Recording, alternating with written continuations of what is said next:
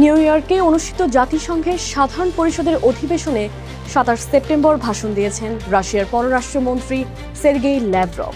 ভাষণে তিনি সতর্ক করে দিয়ে বলেছেন, ইউরোপীয় ইউনিয়ন বা ন্যাটো সদস্য রাষ্ট্রগুলোর উপর আক্রমণ করার কোনো ইচ্ছা নেই তার দেশের। তবে মস্কোর বিরুদ্ধে কোনো ধরনের আগ্রাসন হলে তার চূড়ান্ত জবাব দেওয়া হবে। ব্রিটিশ সংবাদ মাধ্যম বিবিসি এই তথ্য নিশ্চিত করেছে। তার এই বক্তব্যের আগেই ইউক্রেনের প্রেসিডেন্ট ভলোদিমির জেলেনস্কি অভিযোগ করেছিলেন, ইউরোপের সাম্প্রতিক ড্রোন ও বিমান অনুপ্রবেশের পেছনে রাশিয়ার হাত রয়েছে।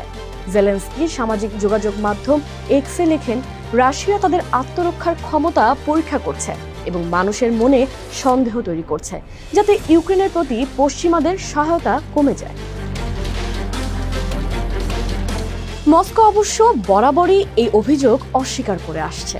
পোল্যান্ড ও এস্তোনিয়ার আকাশসীমা লঙ্ঘন কিংবা ডেনমার্কের বিমানবন্দরের কাছে দেখতে পাওয়া ড্রোনের ঘটনায় তাদের কোনো সম্পৃক্ততা নেই বলেও দাবি করেছে রাশিয়া।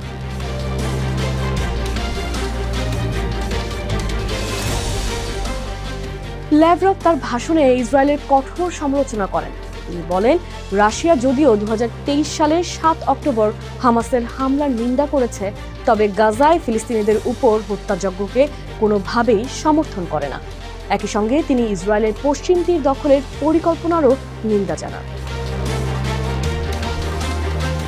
ইসরায়েল আগেই বলেছিল, গাজায় তাদের সামরিক অভিযান হামাসকে পরাজিত করার জন্য জরুরি। কিন্তু ল্যাভরভের মতে, ইসরায়েল শুধু গাজাই নয়, বরং মধ্যপ্রাচ্যের অন্য দেশগুলোর উপরও আগ্রাসন চালাচ্ছে।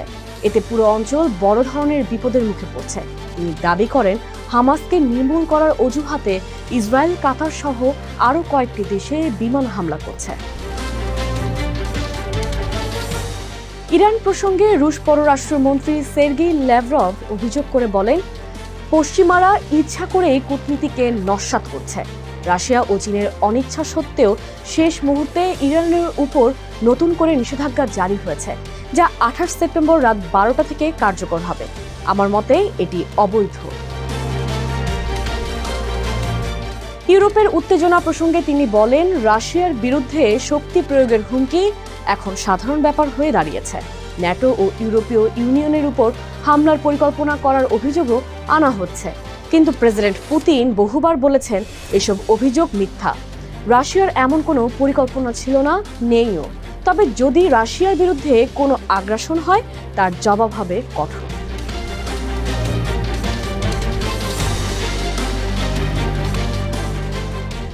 ল্যাভরভ তার ভাষণে অভিযোগ তোলেন, পশ্চিমা দেশগুলো ইচ্ছাকৃতভাবে তৃতীয় বিশ্বযুদ্ধের ভয় দেখাচ্ছে।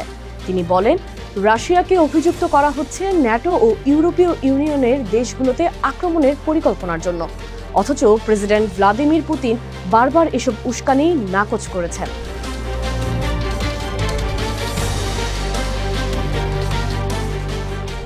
যুক্তরাষ্ট্রের মধ্যস্থতায় ইউক্রেন যুদ্ধবিরতি নিয়ে আলোচনা সম্ভব বলে জানান এই রুশ পররাষ্ট্রমন্ত্রী। যদিও সম্প্রতি মার্কিন প্রেসিডেন্ট ডোনাল্ড ট্রাম্প কিয়েভের প্রতি সমর্থন বাড়ানোর ইঙ্গিত দিয়েছেন। ২৩ সেপ্টেম্বর জাতিসংঘ অধিবেশনের ফাঁকে জেলেনস্কির সঙ্গে দেখা করার পর ট্রাম্প বলেন, রাশিয়ার দখলকৃত সব ভূখণ্ড পুনরুদ্ধার সম্ভব। এর আগে ট্রাম্প বলেছিলেন, ইউক্রেনকে কিছু অঞ্চল ছাড় দিতে হবে, কারণ ২০১৪ সাল থেকে দখলকৃত এলাকা তারা ফেরত পাবে না। নতুন মন্তব্যে তার অবস্থানের পরিবর্তন এসেছে। তবে ট্রাম্পের এই বক্তব্যের পরেও ল্যাভরভ এখনও মনে করেন যুক্তরাষ্ট্র সম্ভাব্য মধ্যস্থতাকারীর ভূমিকা রাখতে পারে। ২৭ সেপ্টেম্বর জাতিসংঘ সদর দপ্তরে প্রতিনিধিদের উদ্দেশ্যে ল্যাভরভ বলেন, আলাস্কার শীর্ষ সম্মেলনের পর রাশিয়া ও যুক্তরাষ্ট্রের মধ্যে আলোচনা চালিয়ে যাওয়ার কিছু আশা রয়েছে। বিশ্বের নতুন যুদ্ধ এড়াতে রাশিয়া এবং যুক্তরাষ্ট্রের বড় দায়িত্ব আছে। তার মতে, ট্রাম্প প্রশাসন বাস্তবসম্মতভাবে ইউক্রেন যুদ্ধের সমাধান করতে চাইছে।